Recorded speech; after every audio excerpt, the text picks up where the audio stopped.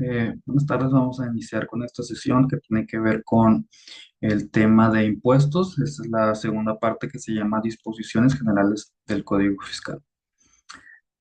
Como bien lo mencionamos, los impuestos son contribuciones, son obligaciones que surgen a través de la necesidad de cubrir gastos públicos.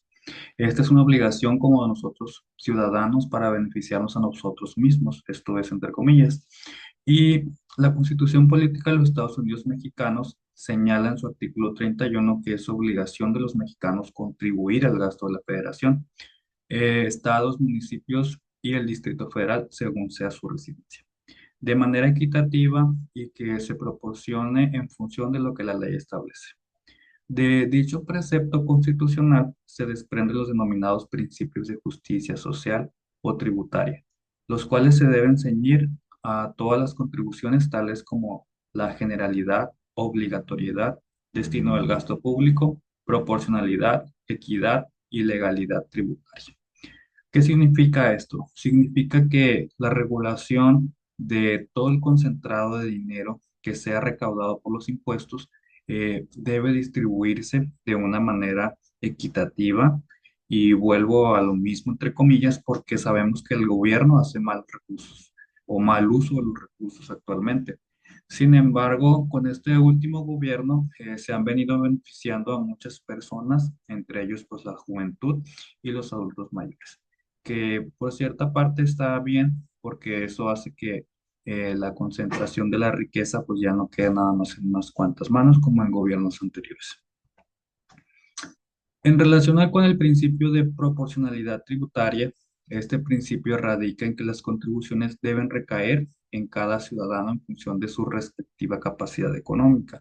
Es decir, cada uno de nosotros va a contribuir desde lo que hace. Por ejemplo, yo soy docente, yo tengo que contribuir con impuestos conforme a mi sueldo. A eso se refiere más que nada. Si yo fuera gerente de una tienda, tuviera a lo mejor un sueldo mayor, mi impuesto sería mayor. O si yo soy jornalero del campo y gano bien poquito, a lo mejor no pagaría impuestos. Pero esto es como un principio importante porque esto es en función, se supone, de lo que estás generando.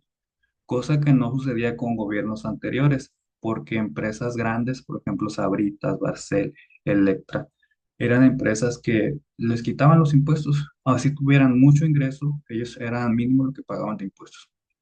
Entonces, con este gobierno hubo una persecución de empresas que en cierta parte ayudó a la recaudación global de lo que son los impuestos a nivel de nación. Y esto pues trae beneficios también para las obras sociales que el gobierno está implementando. Eh,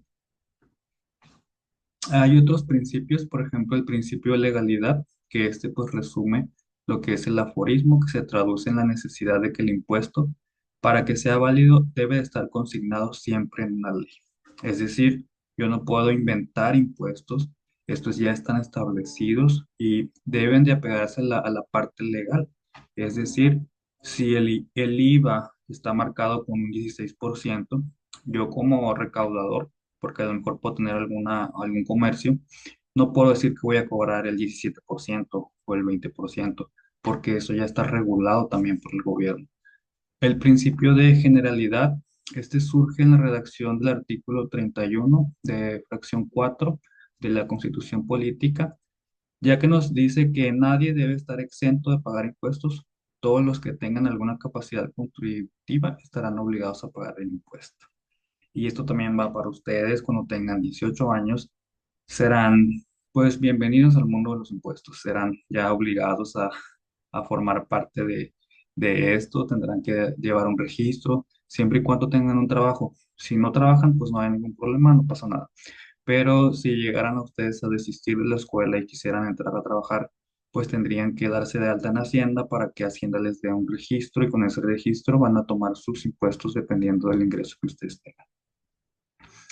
Hay otro que dice que el principio de obligatoriedad se refiere que toda la persona que se ubique en alguna parte normativa en esta ley tributaria expedida por el Estado mexicano, automáticamente adquiere la obligación de cubrir el correspondiente tributo dentro del plazo que la misma ley le establezca.